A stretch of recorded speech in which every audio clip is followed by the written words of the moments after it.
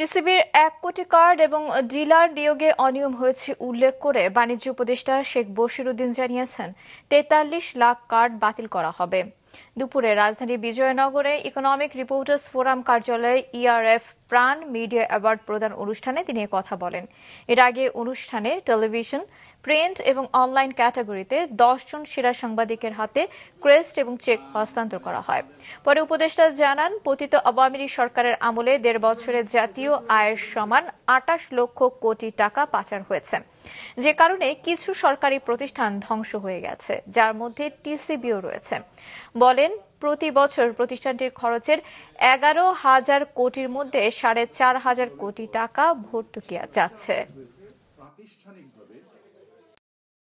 Card দেওয়া হয়েছে এবং এর যে ডিলার সংখ্যক আছে, এখানে ব্যাপক অনিয়ম রয়েছে এবং এই জিনিসটাকে আমি বিন্যাস করতে চাচ্ছি। আশা করি আগামী ৪ সপ্তাহের ভিতরে, ৪ থেকে ৬ সপ্তাহের ভিতরে আমি এটার মধ্যে একটা স্থিতি নিয়ে আসতে পারবো, যার ফলে যে উপকারভোগী এবং যে রাষ্ট্রীয় অর্থ এই ১১,০০০ কোটি টাকা, এটা যেন ইনসাফের সাথে ব্যয় হয়।